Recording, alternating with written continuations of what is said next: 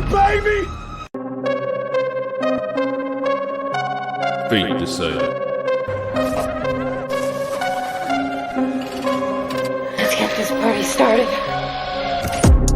Craving something scary. Hello, Sydney. It's an honor. Killjoy Jake. Don't you swear at me, you little shit! Don't you ever raise your voice at me! I am your mother! What's the boogeyman? As a matter of fact, it was.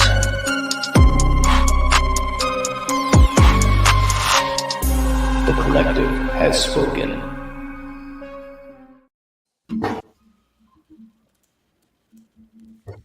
What is up? Q&A Mondays, the Lethal Collective. Plus, we've got two special guests, Crystal and Ernie. Yeah! Yay! Some amazing Kickstarter supporters here. Thank you, thank you, thank you, and welcome, Ernie and Crystal. How are y'all tonight? Great. This is great. Ernie, how you doing, man? Great. Awesome. That's good. That's good to hear. And just as a side note, just for those who are watching, and I'm sure these guys won't mind, the question was asked, okay, what topics do we want to cover? And the bottom line is, let's just go with the flow. So you guys know how we do this thing. Yes. You know. Well, hold on a minute. I heard it differently. All I heard was let's go 100% Halloween kills. That's all I heard for like an hour. So I'm ready, baby. Yeah. Light it up, fire it up. Let's get it up. Get it up. Ernie's like, why did I support that Kickstarter? Oh man, God. What did I do? Ernie's camera goes dark. These mofos. All right. Oh goodness. So, for you guys in the chat, thanks for hanging out with us as usual. You guys know how we do things on Mondays. Feel free to leave us any questions that you have. We'll try to get to as many as we can. We can't promise that we'll get to all of them because, of course, we have our special guests here, and we're going to let them kind of help us shape the conversation and so forth. But again, also, I just want to say again, Crystal and Ernie, thank you so much for supporting Red Right Hand. My man Jake's on a roll. You know, can't wait to see what happens, man. All right. So what do we got? So we know we're not talking about Halloween, guys. So let's tiptoe around the corner. Scream talk and Fate. I saw one of your videos up talking about, and I don't know if you want to talk about it, but it just really got me, the thumbnail talking about Mickey. Yes, played by the great Timothy Oliphant. So do you want to dive into that a little bit? I know you don't want to give away the video, but it really caught my attention because I was like, yeah, that's a great idea. Of course, if you haven't seen that video, everyone, go see that video, please. But we will talk some insight on that. I even saw Jen said she posted it on the Woodsboro Horror Club, and it's on fire. I don't know if it's good fire or bad fire, because the problem with people on the Horror Club is that they don't actually watch the video before they give their opinion. Right? Isn't that the truth? They just see the title and go, oh no, you can't bring Mickey back. And that's probably what they all think. That's not what I said. That's not even what the title says. But right. I say, it would be great to have a Mickey-esque character. Not bring Mickey back, but like that type of like serial killer turned Ghostface. Yeah.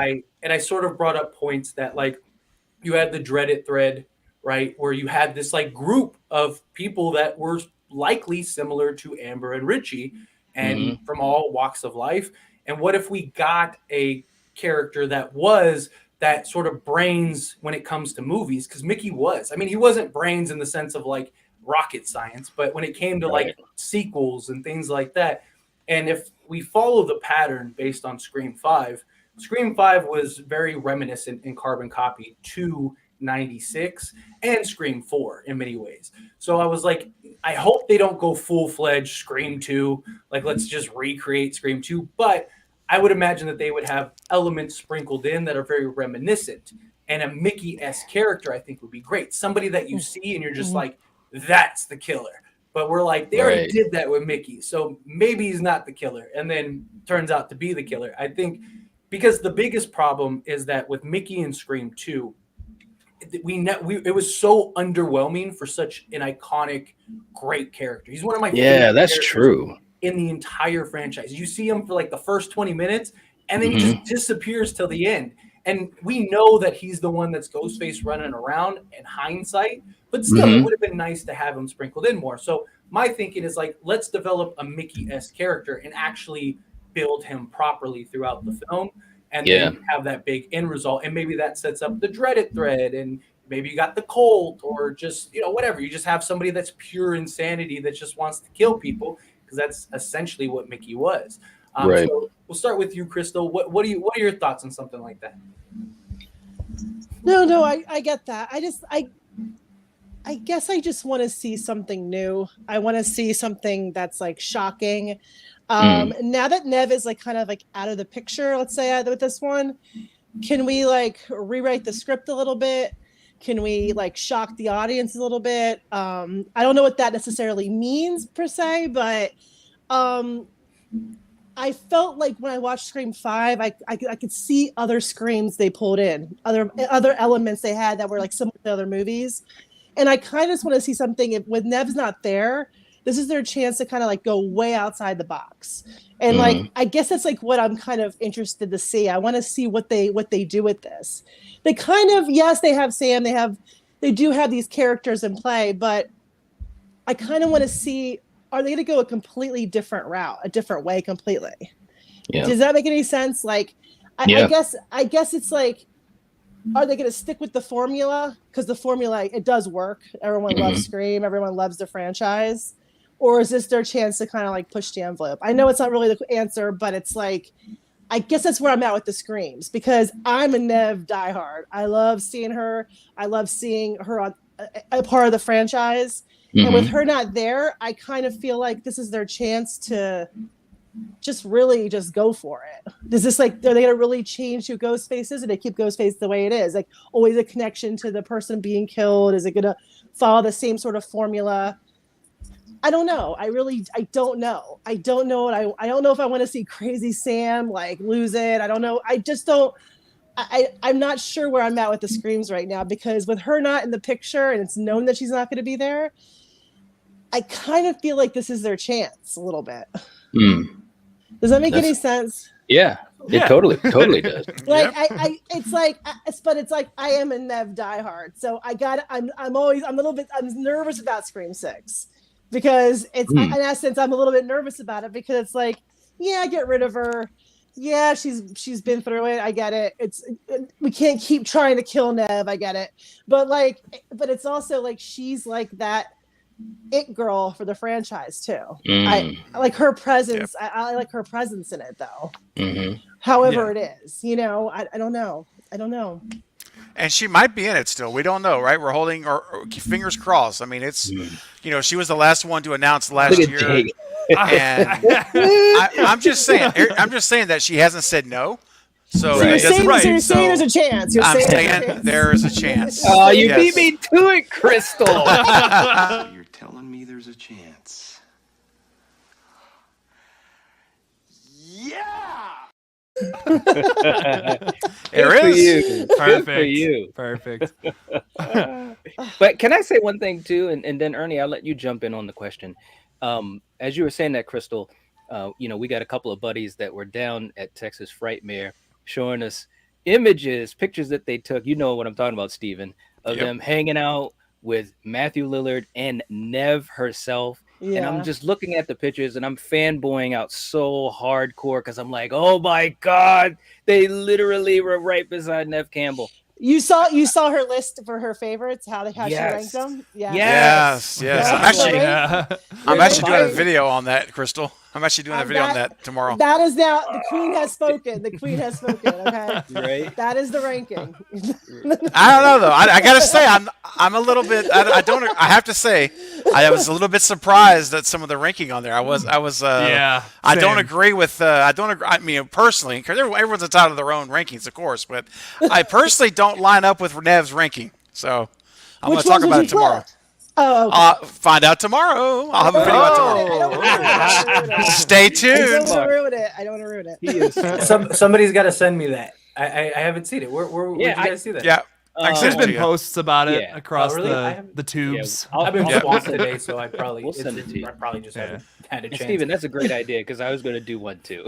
Yeah, man. I'm like, doing one. I'm going to work on it tomorrow morning and have it Well, all. I'm not going to get left out. I'm not getting left out of this. I'm making one too, I guess. Get wrecked. I'm doing it. I don't care. I'm gonna wait till all of you. I'm gonna wait till all of you finish yours, and then I'm just gonna bash all of your rankings.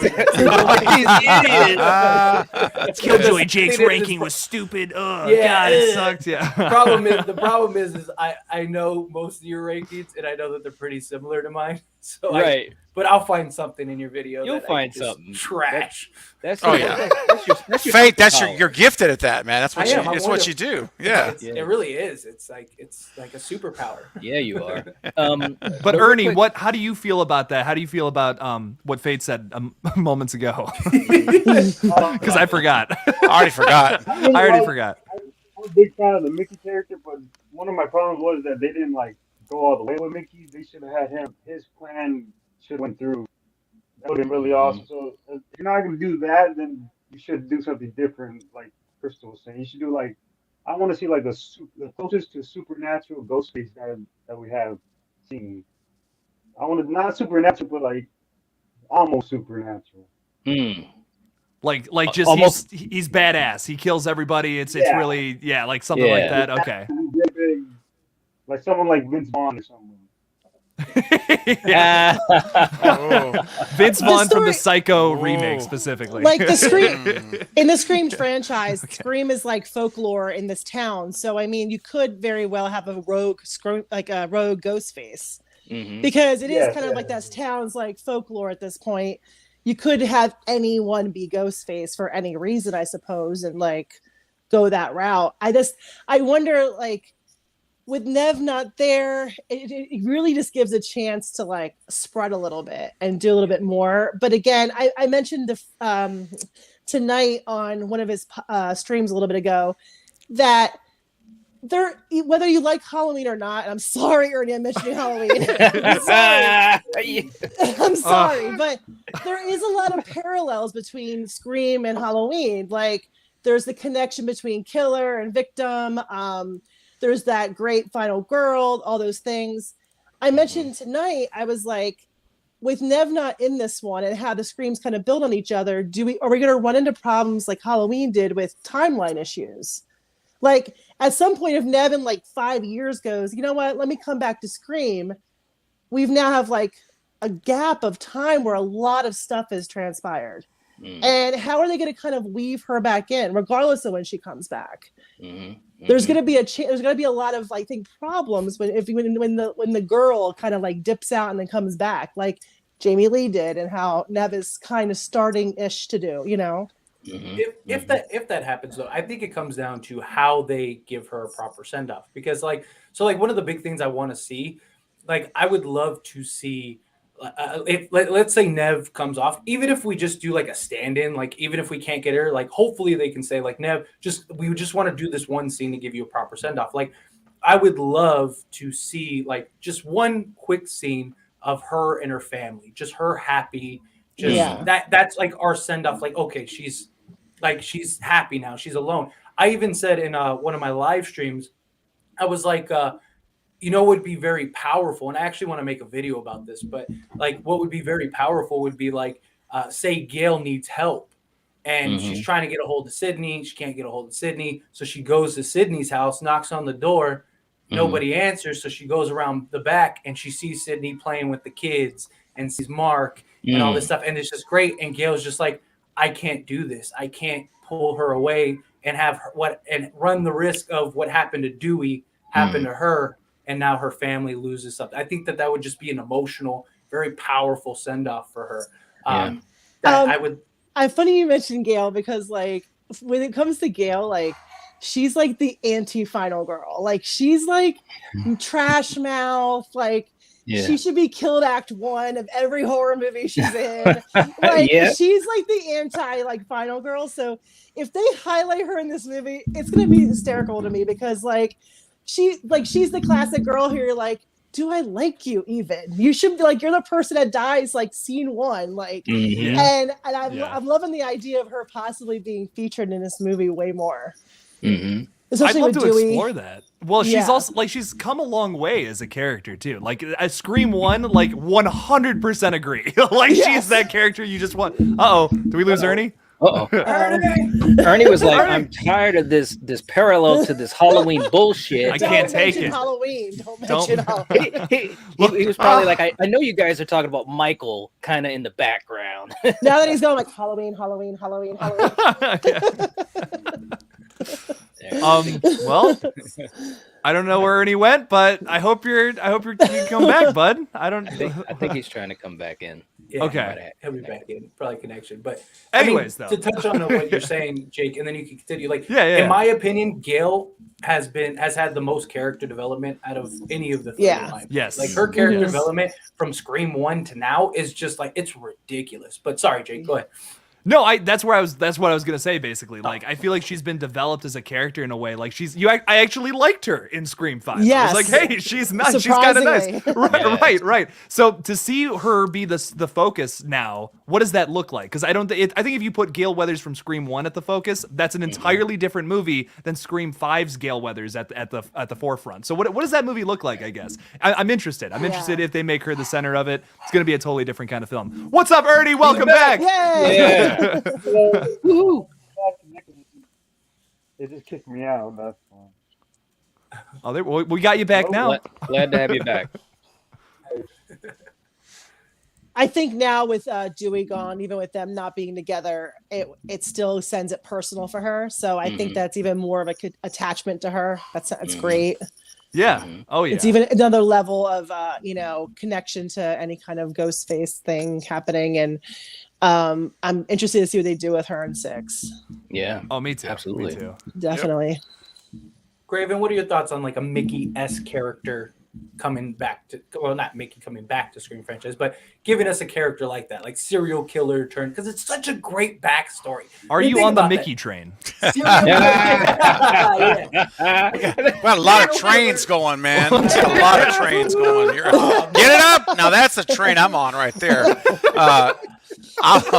As the conductor of the stew train, oh god, I can't conduct more than one train at a time. So, but talking about this Mickey, I mean, yeah, Mickey was great. But again, like you said, you guys all said it earlier. He was under. I would like to have seen more of him, I guess, as well. And I understand we couldn't have seen a lot more of him because he was really busy.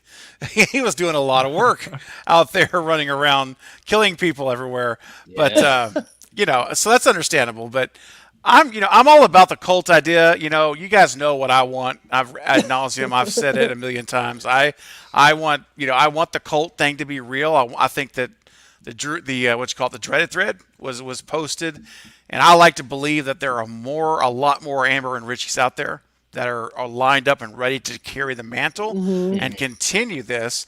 And that's the beautiful thing about if they go to a different location, like if they go to college, and I've speculated with you guys before that knowing that they're filming or their offices are right next to McGill University in Montreal, and they're filming during summer break, which everything just kind of lines up perfectly. Yep. And it's a film-friendly college, so that's 3 things you got to think about.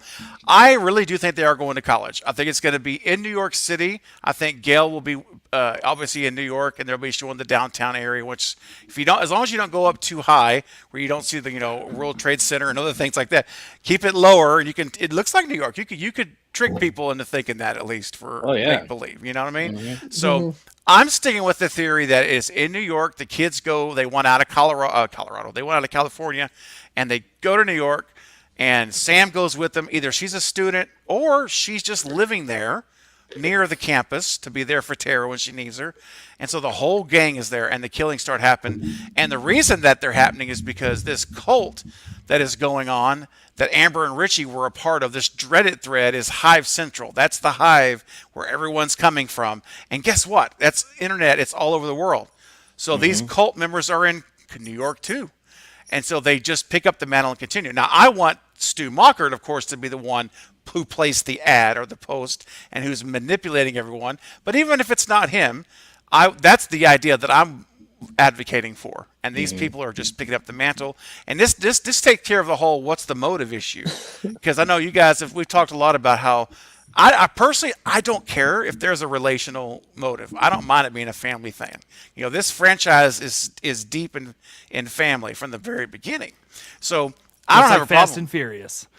Yeah, hey, some ties. Oh my gosh, the whole family.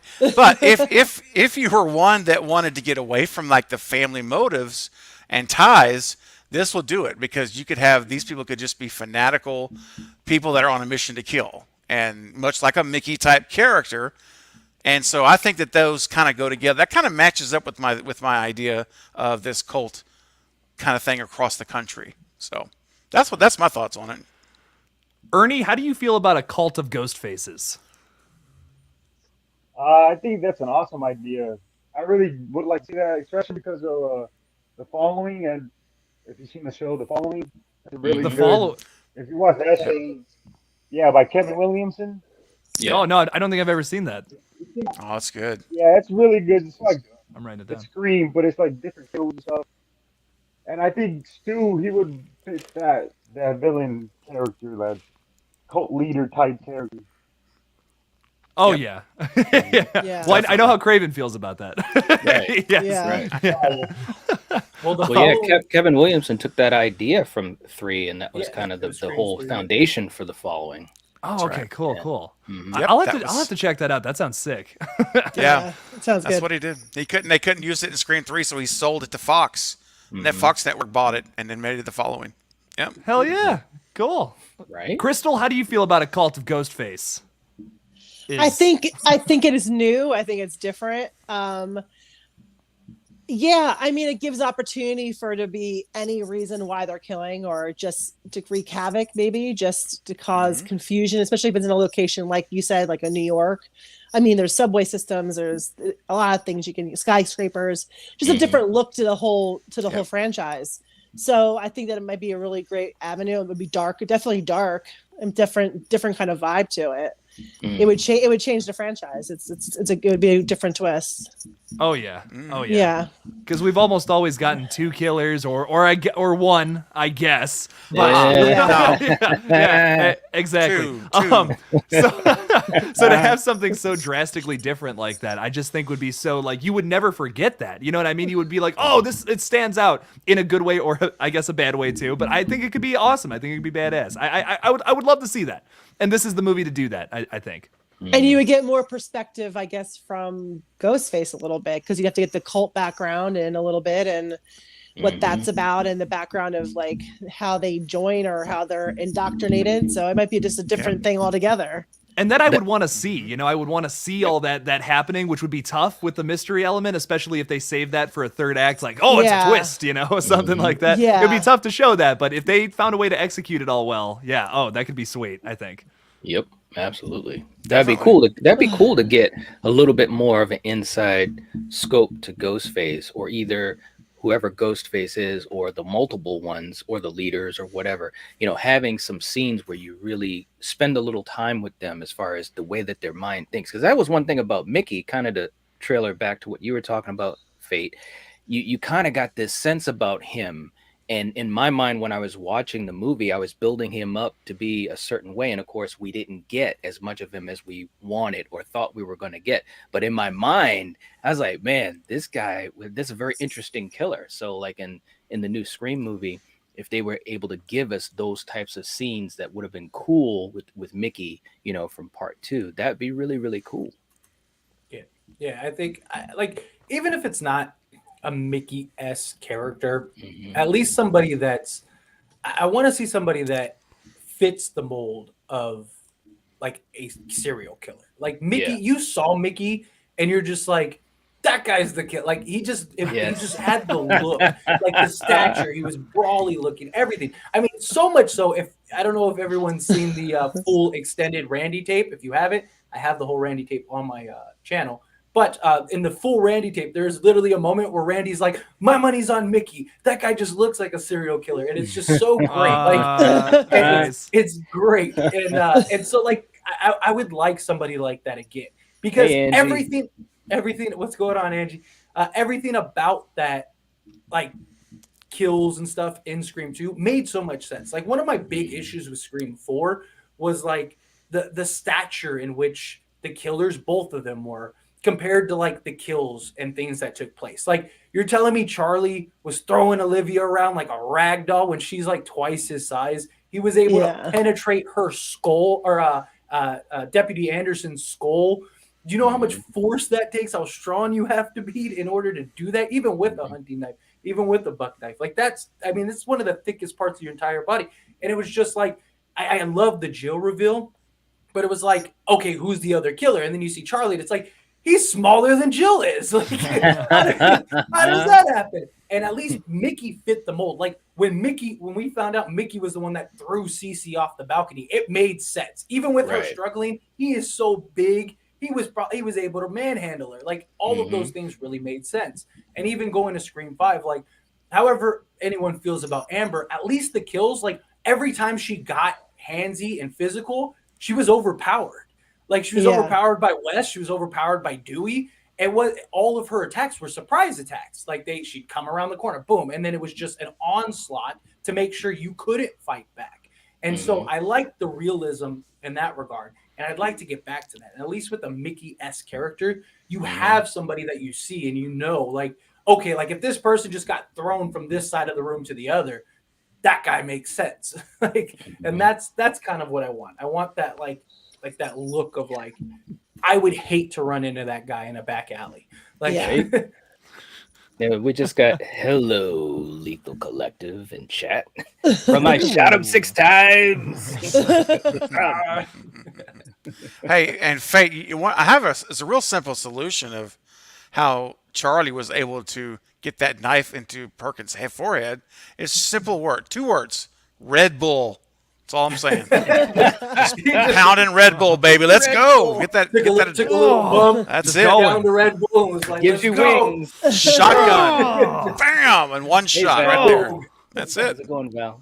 That's the answer to everything. That's it. Simple as that, man. Red Bull. It gives you wings. That's right. Giving you something. You got to touch on what Ernie was saying. I mean, if you think about it, like, arguably the most supernatural-esque killer we've gotten was Roman, right? And that was the whole premise, right? Roman was, because either he had teleporting abilities or Angelina was the other killer. Dude, there's 2 killers. Yes. There's no way. Exactly. There are literal scenes. Like, for people that don't think, and me and Craven almost never agree on anything, but this is something we agree on, because there are literal scenes where Ghostface goes from one side of, like, wherever to the other, like, instantly. Yes. The worst case, I keep talking about this every time, is like when Nev was being chased and she comes around the corner to the front of the house and you don't see where Ghostface is, right? Now, logic says he should have chased behind her, right? Yeah. But instead of coming behind her, when she goes into the house, he's all the way in the closet, you know, when she comes into the room to her right. So what did he do? Run all around the house or even go through some trap door through the house? How did he know she was going to run into the, how did he know she was going to go into the front door? You know what I'm saying? Exactly. There's 2 killers, man. Well, listen, we watched it on Saturday night. I watched it with Lynn McCree. You guys know Maureen Prescott. We did the watch party. And when that scene came up, whenever she's being chased on the set, right after Angelina goes out of the bathroom and she, follows behind her, right? And she's up there and she's being chased up the stairs and she closes the closet door and the door is literally jerking and shaking. Someone's pounding it. And then she backs up to her door. It stops pounding by 2 seconds at the most. Ghostface pops up behind her. I'm talking about literally under 2 seconds. Yeah. Right. There is no way. And Wes knew what he was doing. Wes was smart enough. He said, look, the Weinsteins don't want me to have Angelina revealed as the killer, but I'm not changing this movie again. I've rewritten this thing with Aaron Kruger. I'm going to make my movie. And so he did. He shot it exactly how he wrote it, with 2 killers. And he just left it up to us as the audience to be smart enough to trust our eyes and what we're seeing, and we could figure it out. And that's why I call it rebel filmmaking. And I think it was brilliant, and it's so underrated, that movie. It really is. Angelina's also the only character ever killed that wasn't on a kill count either. So on the official kill count, not just the kill count, but the official kill count.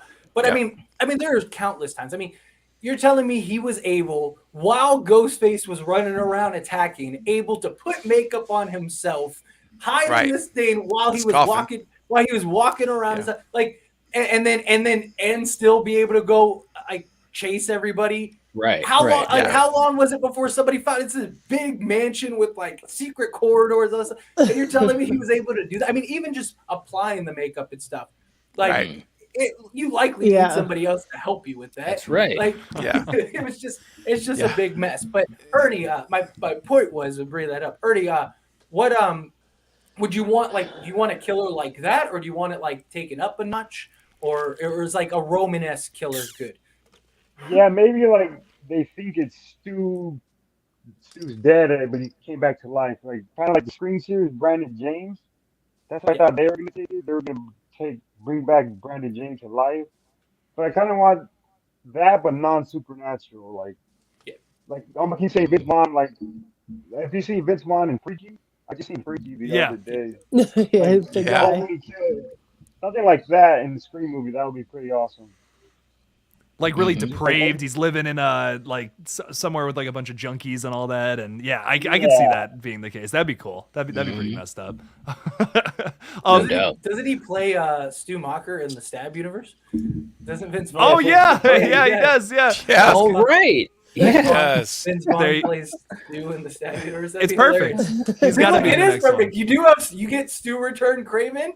That's technically it. No. Get it up. Let's get it up. Yeah. Get it up. Vaughn. I'm on the Vince train now. I'm gonna get you're not. Train. Jake, don't even. No. T-shirts coming tomorrow. No Vince trains. No Vince trains. No Vince trains. No. We have enough trains going at this point. Please. Hey, look, man.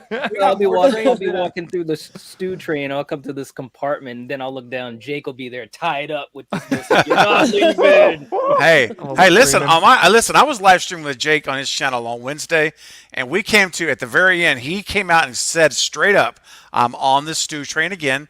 He's back on, Jake. With stipulation, though. Stipulation. Go ahead. With one very important stipulation. If Stu comes back and there's meta commentary on the whole idea of bringing back a character or bringing back like old people like to be in your slasher film. Like, Michael Myers, we've seen Leatherface as old people coming back and killing people. That could be the commentary right there by bringing back Stu Macher. He's an older man and we see him come back and we can do a whole commentary on requels that way. I would be like, okay, that's really smart. That's really witty. Go ahead and do that. I'm so down for it. Yeah. But if they do it in like, there's so many ways they could do it. And I feel like that's the only way where I'm like, oh, cool. That's smart. That's a good way to bring them back for that reason. So that's my one stipulation. But that's why I'm hanging out in the back of the Stu train and everyone's kind of doesn't want to talk to me. They think I'm the one like pretentious jerk that's like, okay, this he fucking keeps hogging guy. up the bathroom. Yeah, exactly.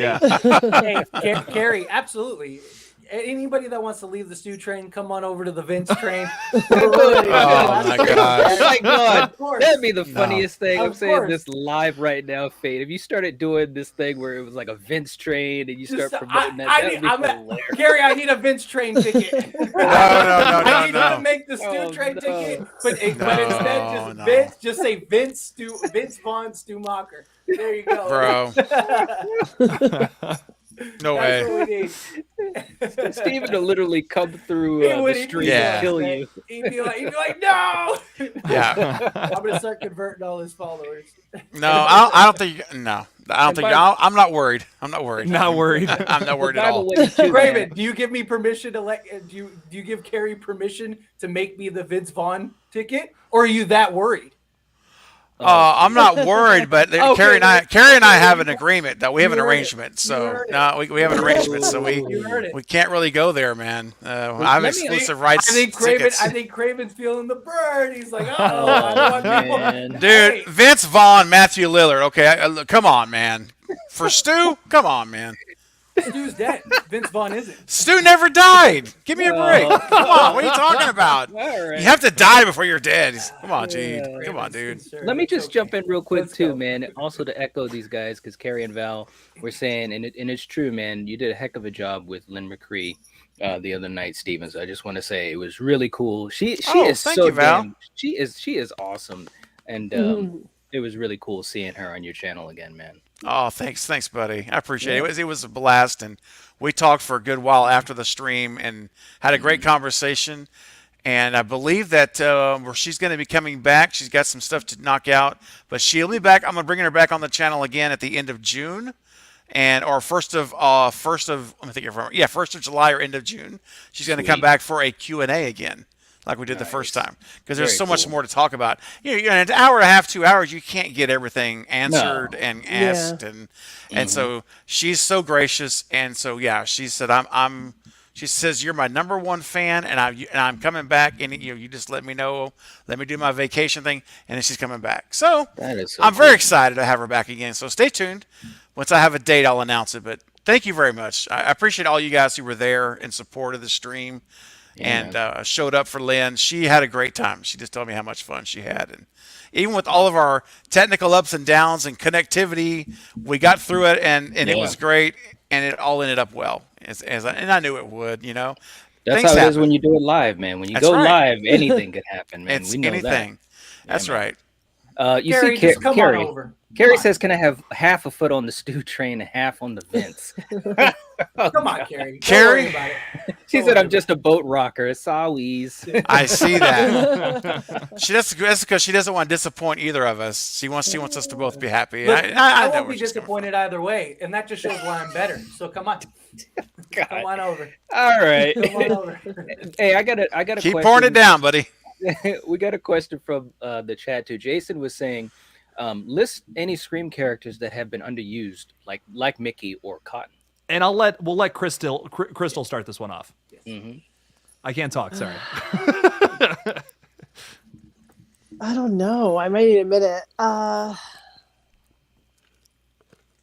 Wait, come back to me. We'll come back to you. Don't worry about it. Give me 1 minute. I was because I'm trying to think who would. Who'd you say? I'm For sorry. me, it would be Amber. Oh, Amber. Yeah. Okay.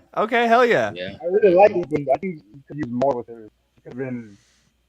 I think it would have been really cool if they did like a reveal with Mindy and Amber were the killers, like before the killer reveal. That would have been kind of cool. Yeah. You wanted to see Mindy be a killer too? More. Yeah, I kind of do. I would have taken Mindy instead of Richie, to be honest. Oh yeah. Yeah. Okay. Yeah. Jack Quaid's so cute, man. He's so terrifying to me. I was leaning that way too because I feel like with Scream 5, there was so much of a misdirect that, I mean, Richie, they really had him by Sam's side 24 hours a day, that it really was a misdirect for me. So, I mean, although the reveal was kind of like classic Scream, it's the boyfriend. I felt the whole time like he was underused. The same for Amber too. I feel like she was almost a background character, even though she was Ghostface. I kind of along the same lines as that. That's why I was thinking. I'm like, well, even the current one, I feel like they both were kind of underused as Ghostface. But I do like Mindy a lot. Man, I wish they'd bring her back, bigger role. She is great. Her attitude, snark, I think would be a great addition if she was ever to turn Ghostface. She is great. She's just great. Just her knowledge of the history of it, her humor, dark wit. I think it's right up her alley. Definitely. Now, do you see somebody being in the lineage of the Meeks family turning into a Ghostface killer? Does that kind of go against their whole creed, I guess, is what I'm trying to say. I know. It's because they were good guy family. You know what I mean? And it's right. And that would be a really big twist. I think that, especially because their family was the good guys, basically. Yeah. And it was just, so I think that would be kind of a great little twist, but different. I think that she, in her personality, I don't know if she would actually care. I think it doesn't seem like in her personality. I think that she does know her family and her family's history involving Ghostface and the town. But I think that, I don't know, she's just really involved with it, that I can see it easily going that path. Corrupting her a little bit. Yeah, or corrupting something like her. that, yeah. Her interest in it is so deep. It was great. her whole character was great. Oh yeah, she's fantastic. I've always felt that Joel was underrated, but it's only because he and it's it's a massive joke. Joel leaves like halfway through Scream 2, so I could have used some more Joel. Like I love the joke. I love how he just books it when things get too crazy. That's hilarious. But I like whenever he's on screen for me, like he totally shines, elevates the scene. Could have used some more of him, maybe in like Scream 3 or something like that. So I've always thought he's always been my most underrated, I think. I agree. Cece Cooper. Ooh, Cece Cooper would have been. Cece Cooper, I think. Obviously, she was in the film Destined to Die. I'm not saying he shouldn't have killed her, but I think there were a lot of interesting dynamics with her as a whole. Sarah Michelle Gellar is just a fan favorite for many, so I think it would have been kind of nice to have her sort of thrusted in the spotlight a little more. Than just kind of like the brief scene we got. And there were scenes with her that got cut, which I thought was interesting because, you'd think that she'd want to do that. But I would have liked even just to utilize her as like a red herring, something like that. Like that would have been cool. Just like give us a moment or two of her just kind of like, wait a minute, like is Buffy the killer? Like what's going on here? Like that would have been I think pretty cool. I enjoyed her death. I enjoyed all that stuff. But she's always a character. Without going like the Mickey and Cotton route, because those are characters I really feel. Randy too. Randy, I've always said that Randy I felt had more story to be told. Yes. And Randy was perfect for Dewey's role in Scream 3. Like the guy on set that had the real life experience, that was working with the cast, trying to get everything right so it was exactly like the film. Like that fit Randy's character more than Dewey's character. And then Dewey could have done something else, or he could have been security on the set, or whatever the case may be, and you could have had that dynamic. But the one that never really gets mentioned is Sarah Michelle Gellar, and then every time I mention, everyone's like, that's that kind of throwaway character that you think about, and the whole dynamic with Ted, that would have been cool if we would have gotten Ted. And maybe he's like a red herring or something like that. And then you get the phone call and she gets killed talking to Ted. Like we'd all think like it's Ted. Ted's the killer. Like, especially back then because we didn't really know the ropes. Like it was still being established. So I think that would be cool. Craven. Absolutely. Yep. I got two for me. To my two that I really wish we would have had more from were Cotton Weary and Scream. What was that? Would have been 3. And Judy Hicks in Scream 5. Yeah. Those are my two that if I could go back in time, I would write them. And I would write Cotton all the way to the 3rd act in Scream 3, and I would have had Judy live until I had her as the mastermind. My pre-Scream 5 pick was hers mastermind the whole darn thing because she tied back to 96. She was in high school with the OGs. So I thought, what a great, and she was a red herring in 4. So what a great job, because everyone's going to think she's the red herring in 5. Like, oh, she's just a red herring again. They've done that once before. No, but this time she actually comes through and is the mastermind. That would have been epic, but no.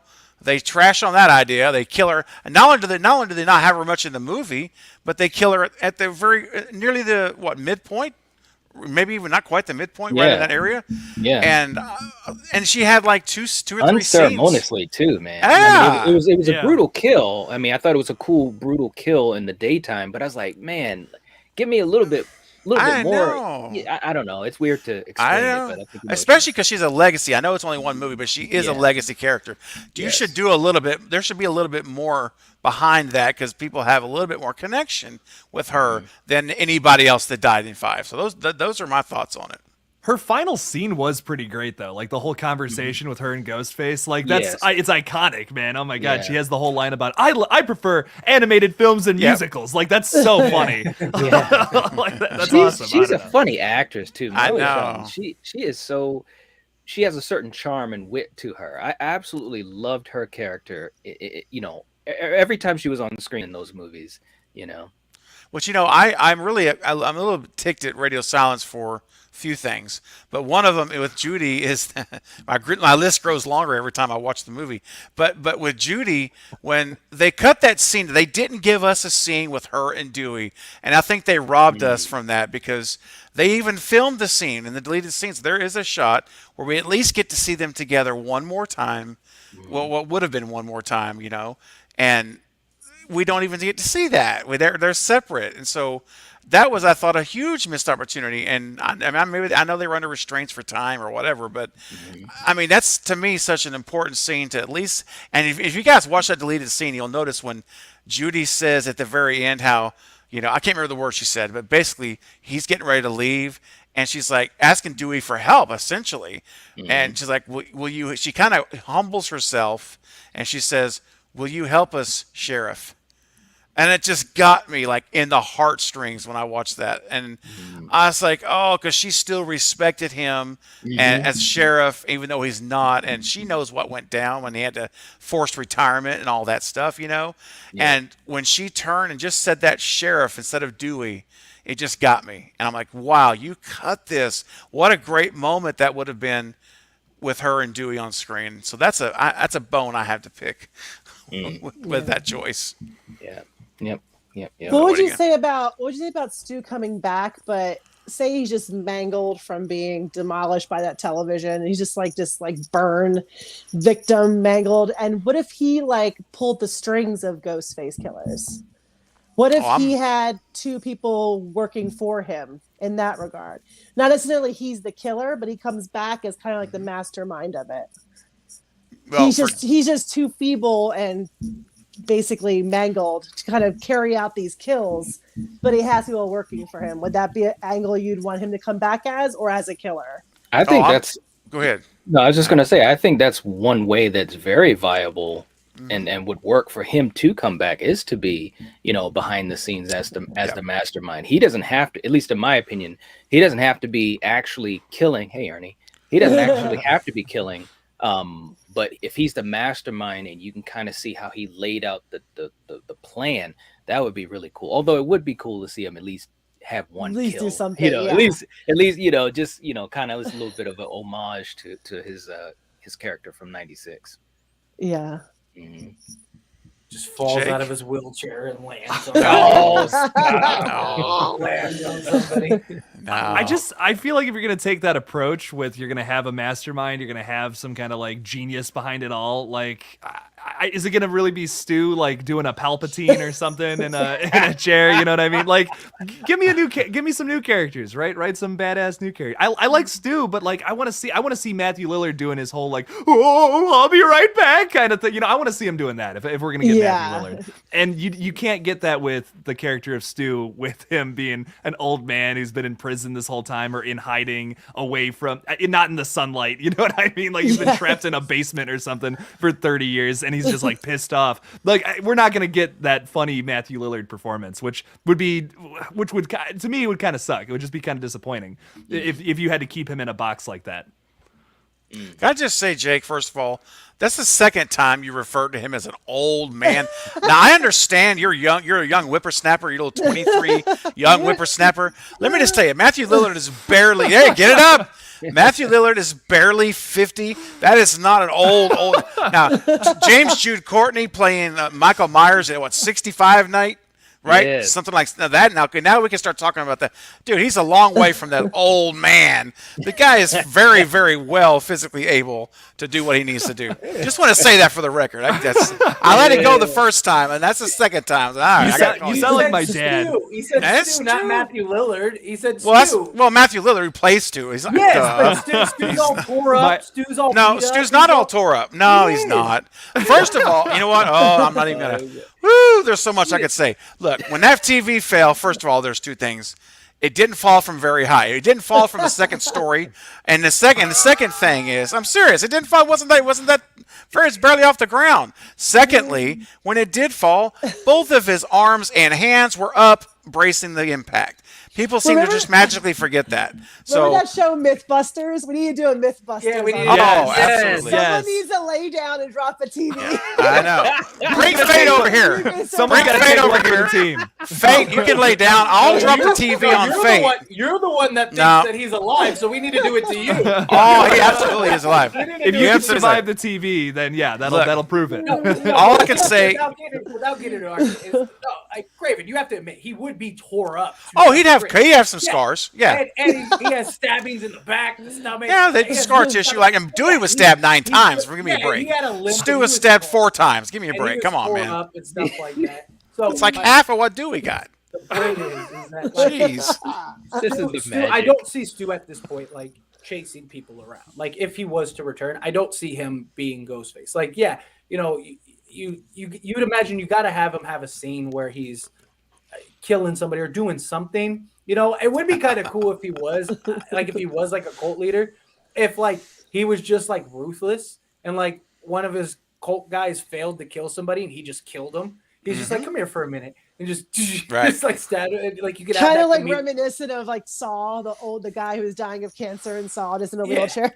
Yeah, exactly. It's just Saw 3. He's just pulling the strings. He's just Matthew pulling the Lillard's strings. John Kramer and Scream just rolling around. But no, it'd be funny. It'd be funny to, like you have that humor, that comedic thing. But no, I mean, we all know how I feel about the Stu thing, and it's just my only thing is that like if you're gonna go that route, like it's kind of like what Jake said, like you know, you want Stu to be reminiscent of Stu, and my thing is that if you're gonna have to change Stu so much, it's like why not just introduce a new character, because it's not gonna hit the way that people want. I mean, some people will. People like Craven, he just wants to see him on screen, so he's happy with whatever. I think you have to change his personality. Yes, but what I'm saying is that you might look at it like that, but most people want, like Jake said, the happy-go-lucky, like ooh, like joking, laughing. That's what I want to see. Yeah, he's not going to be that. There's no way he can yeah. realistically be that guy. And so, yeah, could he have like little quips and stuff here and there? Yeah, of course, but it's not going to be the same.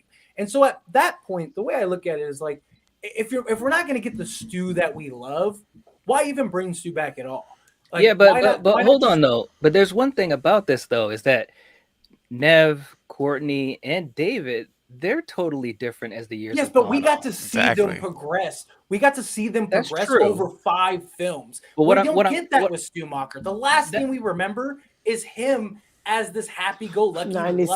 lovable. That is true. God. But I'm just saying, if they write it the correct way, because you got to remember, he's also touched in the head, so nothing is written in stone that he's going to always be this older, serious guy. If anything, that might enhance what he could be now. He could definitely have like almost like 2 personalities, you know, that mastermind, you know, calculating, and then every once in a while having those moments where you say, this guy is batshit crazy. Like unhinged. You know? Yes. Like unhinged, you know. Exactly. But bottom line is, if they wrote it the right way, even though he's different, he could still be welcomed by the fandom, you know. You could still enjoy his character.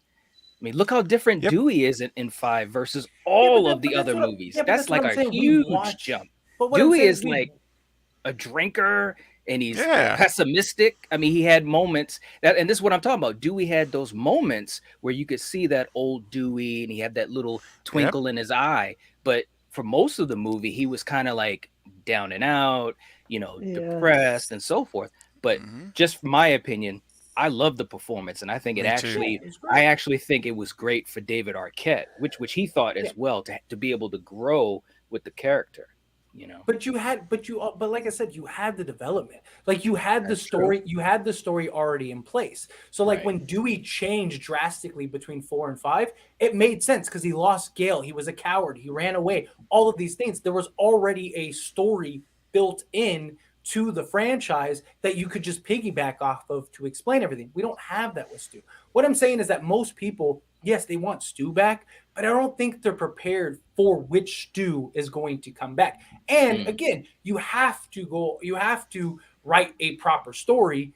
Like a lot of people feel like the story of Scream 5 was lackluster. So can they do a proper story with Stu? And why would they, and what's the incentive for radio silence? Like, what is the motivation for Radio Silence to bring Stu back? Like, they're clearly moving off of Sydney. They're going in a different direction outside of just fan service. Like, what is the incentive?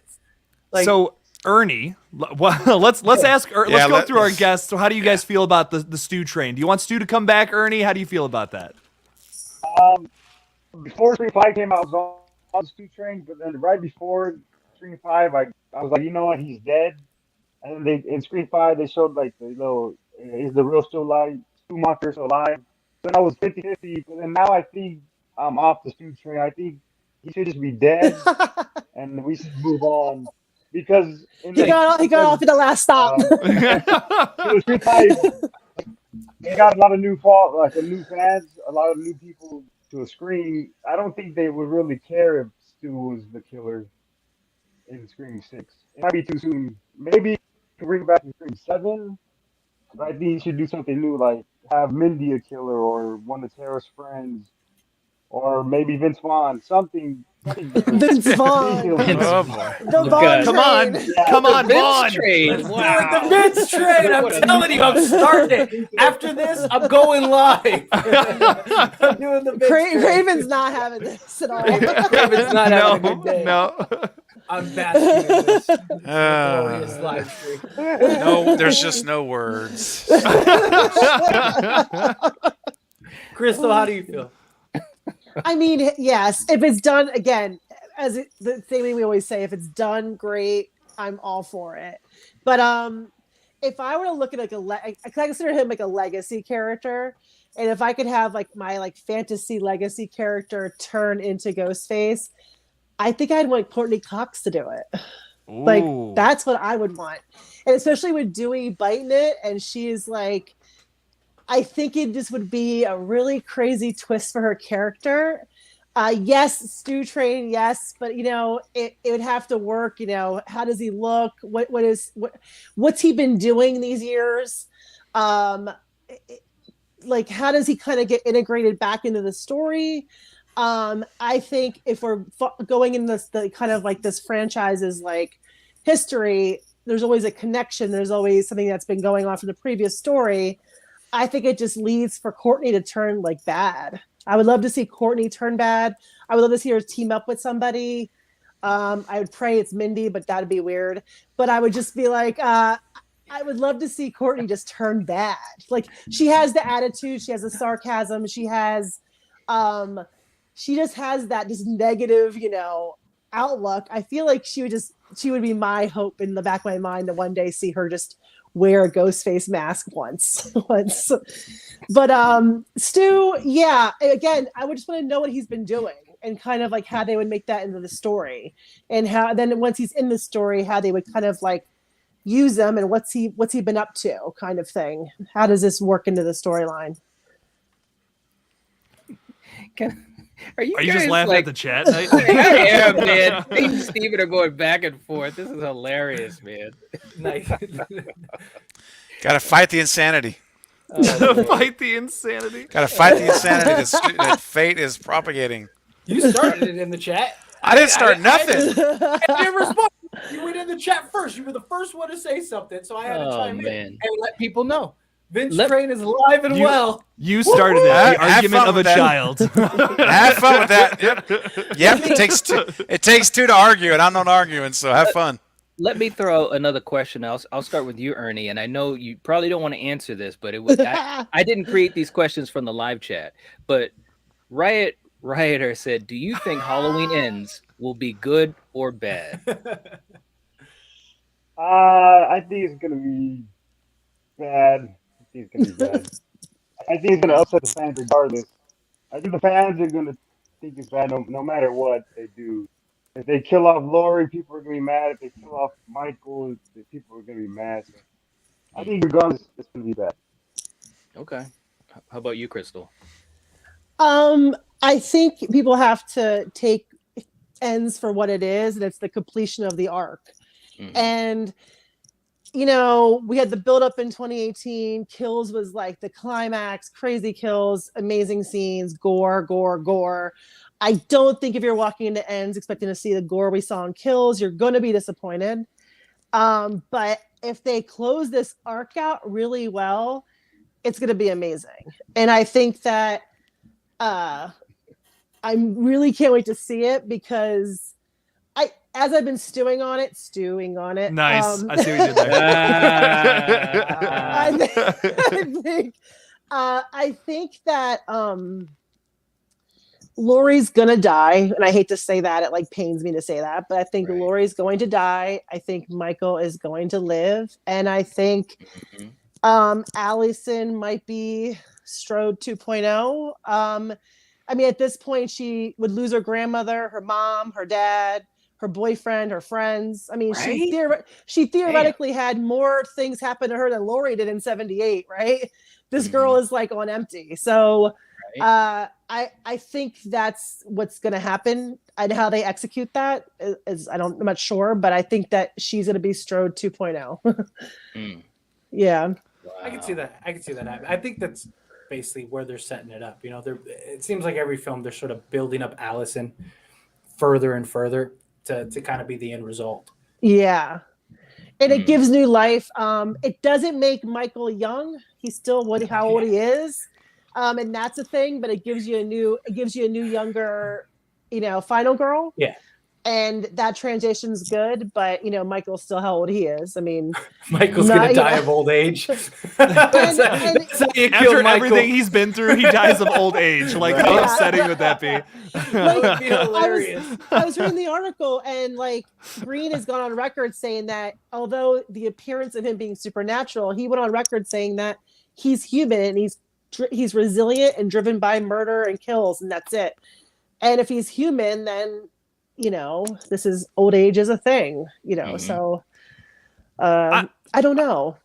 I kind of want both of them to die, both Michael and Laurie, which I know is like so upsetting, but, but in a weird sort of way, it's kind of like poetic, It's like they both, Laurie Strode has all this stuff in her head about like how Michael's always after her and stuff. She feels like she has to take him out, and she even said something in Halloween Kills about like, I don't care if I die doing it, I have to be the one to take him down. So they're kind of setting that up in a lot of ways, and I feel like that's probably the route it's gonna go. But I could be wrong. You can't kill the boogeyman after all. So there you go.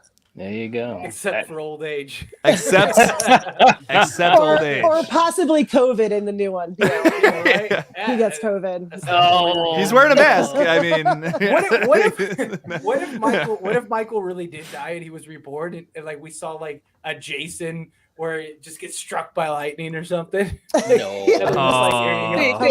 After Halloween Michael Kills, lives. I don't roll anything out. They know better than that. I think the CinemaCon was the distraction. I think that fight scene they illustrated, I think it's an Act 1 fight scene though. I've been brewing on this. Like, if Green is gonna like honor the franchise, every story like with Halloween 1 going to 2 and how 2018 bleeds into like to Kills.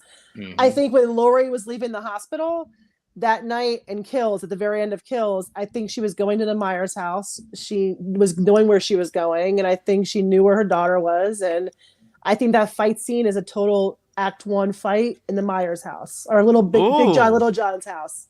Okay. I'm going on record with that. Like, she was leaving the hospital where she's like, Michael, I'm coming for you. She drops the phone. I think she's walking straight for the Myers house.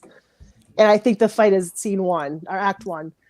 But I don't know how it's going to end, but I think that is definitely the first fight we see. That's really interesting, because I when I heard that description, I thought like almost the opposite. Like it was almost like everyone had died at this point, and it was just like Laurie Strode against Michael, and that's the ending. It's like, oh my god, like that would be insane. But that would be a great misdirect if that was at the very beginning of the movie, or like midway through or something. That's gonna be the first time you see Laurie and Michael getting back together and fighting since Halloween 2018. She walks into the house. She's like, "Get down here, Michael!" Screaming. And she calls him from that window where he's been gazing, and then they have this huge fight in that kitchen. I mean, I totally see that. There's going to be like this gap of time, and I think if they use COVID right, where he gets to like navigate the town when everyone's like kind of like quarantined, that might be a way for him to be able to walk around in a white mask, just being like, undetected for 4 years, but whatever. But if they use COVID right, maybe that could work in a storyline, possibly. Right.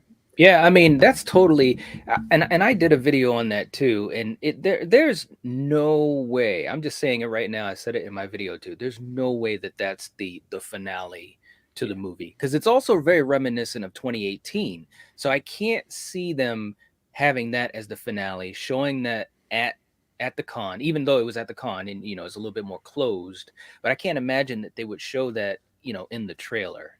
To folks, the finale. I think it is the opening of the movie, because it's gonna dovetail right after Kills, and it's totally gonna be in the beginning of the movie. It has to be, But that way you also get multiple encounters between Michael and Laurie, and I think that's and you cool get like too. the middle part is like kind of like, I think they need a section where they mourn all these deaths. Like, Yes, I mean, Allison lost mother and father, and there's like no like real talk about it. Or now, I mean, mother now, but like the father was like, you need time to process that. I think Lori is still equally as crazy, but I think that like, there needs to be kind of like this back it up and like go, okay, let's talk about them dying and kind of mourn that. Now we go to like act 3 kind of thing. I don't know. So on Instagram, like I guess it was a few months ago, one of the producers posted a picture on this bridge set. And I don't know if you I can't recall his name, but it was a sunset photo. It was last night of shooting, very emotional. And that bridge, for some reason, I know they film out of sequence and stuff, but I have a feeling like when you film the death scene of either Laurie or Michael last, because it's just so emotional. And I was kind of just drawing like, does that bridge have anything to do with it? Do they fall to their deaths? Does Laurie fall to her death? Do they fall together? Michael lives, Laurie dies, both die. I think that there's a lot of possibility, but it has to be believable, because literally the whole town tried to kill him, and he didn't die. And as long as you're looking at Laurie, like, okay, what does she do to make him die? Like, how does that? Where's that believability? Yeah. Yeah. Jumping off the bridge could be really interesting. I could see them like her tackling him off of it or something. Yeah, and like, Allison's there, and reminiscent of like the other scenes where they go over to the side. She sees Laurie there, her grandmother dead, but Michael's gone. Call back to 78, or call back to I guess Kills, when she falls off her house and she's there, but then she's not there, Right. And both Michael and her have done that now in the movies, in this like timeline, right? So if they both go out that way, that's how they both actually die. Ooh, that's really interesting. Yeah, I've been like really brewing on these, like now that all these kind of like little breadcrumbs starting to come out. But yeah, so hopefully it's just done right and believable as much as possible. And there's gonna be people that don't like it. There's some people that aren't gonna care for it. But I hope that people who like the franchise are at least satisfied walking out. Right. Yeah. I agree. So, I hope everyone mostly I hope it's an improvement over Kills. I still like Kills. What's no, up? So I said go 76ers. Sorry. Oh, nice. The Sixers played tonight. Someone said, I like your hoodie. Right? Hell yeah. Yes. They played tonight. Go Sixers. Yes. Yes. Embiid's out. I know. I know nothing about sports. I'm just hanging. Okay, I'm just like, Go ahead, Jake. Sorry. No, it's all good. But yeah, I'm hoping it's an improvement over Kills story-wise, especially. I loved a lot of things about Kills, the Kills. That was fantastic. Yes. I love the brutality, the flashbacks, some of the psychological horror elements to it were really cool. But yes, I think this one needs to be a much more a story-driven movie. That would be really cool. That's the big thing I want to see from this. Agreed. Ernie, so why aren't you looking forward to Halloween Ends? Because I strongly disliked Halloween Kills. I thought it was just not a great movie, but I'm still at least looking forward to Halloween Ends. I do have a ton of concerns. Don't get me wrong. I have a lot of concerns, but I still I want to see what the conclusion is. I want to see what it's all about. What are your thoughts on it?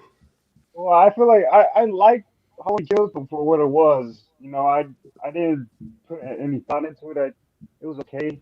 I felt like we really got a good ending in H2O. That's one of my favorite Halloween movies, and that was a great ending to me. And nothing in Halloween Kills got me excited to see. I want to know how this ends. It's kind of like I kind of don't care. if Lori and Michael kill themselves, then that's okay. Then they kill themselves. I'm not really excited anymore. Yeah, so I can yeah. understand. Yeah, I can understand that was my problem too. It's like they didn't add Halloween Kills to me. I felt didn't add any real substance to the overall storyline. I felt like exactly. I mean it had the opening scene and stuff like that. It did add some elements, but like it didn't. It was just kind of its own thing in many ways. Like, and I wish that they would have sort of capitalized more on the general story idea. And I still think they could have achieved what they wanted to achieve, which was Michael's greatest hits of just killing people, right? You still could have done that within the frame of actually like telling a fluid story. And George so Michael Myers' greatest hits. Sorry, I just couldn't. It's like they gotta those have shape. I don't know if they still have them, but I'm sure everyone that's old enough will remember. Do you remember those late night commercials like 80s jazz? Tonight's the night. Yeah. Solid gold hits. Yeah. Solid gold. All right. There you go. Like, yeah, that's what I think of. Or I think of a Scary Movie 2 when he's like, Santa Claus is coming on, Mom. Jingle balls. I'm dreaming of a white woman. Like, I love that. He's like, oh, I gotta buy that shit. I think it needs to be definitely just a Lori and Michael thing. Like, it better not have Hawkins. That'll piss me off for all, like, majorly. I don't want to see anyone kill him or anything except Lori if he dies. What if Hawkins kills them both? What if Hawkins kills Lori? Wow. He shoots through Lori to get to Michael. Yeah, he does the same thing again, man. It was oh my god, that's right? so horrible. He makes the same mistake. That's so funny though. That's so messed up, but it's so funny. He does the shot. It gets Lori and Michael, and then all of a sudden he's like, God damn it, I did it again. Shit. I would laugh. I'd be the only person in the theater to laugh too. Like, and everyone would hate me. They'd kick me out. It would be so bad. I just want to see Lori go completely unhinged, strap a bomb to her, just grab onto Michael, just blow everybody, blow each other up, just go completely unhinged. It's like, this is it. You know what what if Michael just tanked it? Like, what if, like, he's just standing there and blows up and he just, like, looks at her? Yes. He's fine, but, like, Lori is in pieces. Like, one more thing, right? He just loses another He's silly. Hey, look, as soon as the bomb goes off, there's this huge explosion, and you see stuff go everywhere, and Michael's just looking, and all of a sudden you hear, Silver Shamrock. 3 more days till Halloween. To go off of that bridge thing real quick, though, I would love. And this is just me being a goofball again, but for them to jump off of the bridge, and then you have the opening scene from Halloween 5, but it's with him and Lori both slipping sliding down the river together, you know, just like that. Man. And then they like get picked up by like some old dude's cabin. They go rest there for a year, you know, typical Halloween 5 stuff. Yeah, like 5 feet down the stream, and of course all the cops didn't even think, hey, let's look for Michael. You know, it's not like he went into another town. He literally went like 5 feet down the river, right? All you had to do was turn around. Like, we're never gonna find him, but he's like standing right behind him. It's like, damn, man. I'm telling you, that was a spoof. That was scary Halloween. Right. Right. All right. Well, guys, we're gonna get ready to wind it down here a little bit. This has been fun. I don't know how we get to the point where we're talking about Michael and Lori like floating down the river. I mean, just like drowning each other, punching each other, like tossing. They go over a waterfall. They drop into another. It's just like continuation. Oh my god! Too funny. We haven't seen Michael like in a boxing match. Like, what if he was just like? Oh, come on, man! What are those motions? Someone once said that's Michael punching. Someone once talked about like having like a versus and like Jason versus Michael. I'm like, that'd be the most silent, quiet movie I've ever watched. Right? Like, I would like, who's talking during that movie? No one's talking. You need someone to talk. No nothing. Oh, you just hear. Absolutely. Just heavy breathing. He's back. Craven's back. Hey guys. Just had to go take a dip in the pool. So I'd come back. No worries, I get it. join you guys for the last 5 minutes. You know, so one thing I was thinking while you were gone was about Stu Macher. Like the real Stu Macher. Oh, what are you trying to do right now, Fate? What are you trying to do, man? Hold on. Wait, hold on. I'm gonna hijack this. What happened? I didn't hear anything you just said. What happened? Don't worry What'd about you it. Don't worry. It's nothing. I honestly didn't hear anything till right now. Yeah, go to the bathroom, man. Just let's just take a moment to just reset. Oh, if Fate's talking his garbage, then I don't need to hear any more of it. Jake, throw us a lifeline. Come on, man. Oh, hey! I have to sit here. Did you guys see the news about that the new movie? It's movies. Did you guys hear? Yes. What about Nope? Did you see the new Nope footage? The Nope. Yes. I put a video up on that yesterday. Wait, is it actually out? Okay, for real though? Is there actually footage out? Because I thought it was like I thought you were talking about the CinemaCon. Just CinemaCon, stuff. Yeah, just CinemaCon stuff. But I thought that was interesting though that we finally understand Nope is a. We all kind of pretty much knew it was going to be. Hey Vince. Love you, buddy. No, I know that we were talking about how it's probably going to always be. I mean, it's going to be an alien movie, but now we know for sure that we have that. So we know that's it. What I thought was interesting though was the scene that they talked about where the ship appears above the ranch house and drenches it in blood. Yeah, I saw. I saw your video. It was. Oh, did you see it, Crystal? Cool. Doesn't it? Where it talks about just covering the house in blood. Yes. It just sounds insane. I can't wait to see this movie. Yeah. I'm so pumped. I'm so pumped for it, and also I have I'm really excited. friggin' clue. I love it. Yeah. I love it. Like it could go in so many different places, and that is such a cool thing, man. It really is. Yeah. And I hope people support that movie and movies like that. Oh, because I was gonna ask him what he thought about Nope. Yeah, that would have been good. But I hope people support it or at least give it a chance because a lot of people always talk about how we need more original stuff and all this type of thing in horror, in movies in general, but in horror. And it's like, well, here's one of those examples, stuff like that, stuff like X, stuff. And like you said that he shot it in IMAX and 60 millimeter. 60 millimeter, yeah. And so he said you're going to see things cinematically you've never seen before. Never. So I cannot wait to see that. That sounds amazing. I'm so pumped. And like I mentioned in the video, I had not heard that kind of language used since The Matrix when they did the 360 with the first studio to do that whole panoramic thing. Mm-hmm. And so this is someone who's coming out and saying he's making a claim that this has never been done in film. Some of these shots. So, can you imagine what this is going to look like? Oh my gosh. Yeah. I'm excited. Absolutely. It's a great cast too. Oh yeah. Ernie, are you excited for Nope? Yeah. This one, it's Nope, Firestarter, and then Bodies. Those are my top 3 horror. Bodies. Oh, nice. Yeah, nice, man. Halloween Kills didn't make the list. Sorry.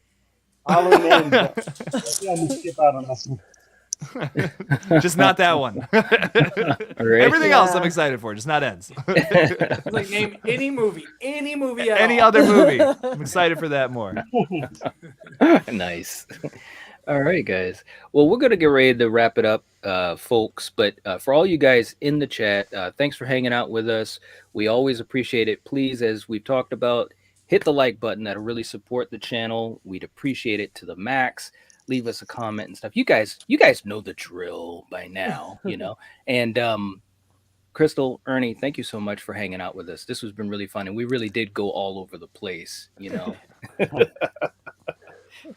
Oh, Ernie says I'm out. He's out. He's like, okay, bye. He's like, before you mentioned Michael Myers, I'm gone. You don't have to leave yet. Gosh. Well, thanks for having me. It's been fun. It's been real fun. Right? Of course. Yeah. Thank you again for supporting the Kickstarter. I appreciate it. Yeah, it was great to be able to do that. I can't wait to see it. It sounds great, and I'm glad you got the funding. It's great. Thank you. Appreciate that. Absolutely. All right, guys. Well, hopefully Ernie will jump back in before we get off backstage. But Crystal, hold on while we do the outro. But for the rest of you guys watching, thank you so much. We will catch you guys next time on Friday. And the collective has spoken. See you guys later. Bye, guys. See you. See ya.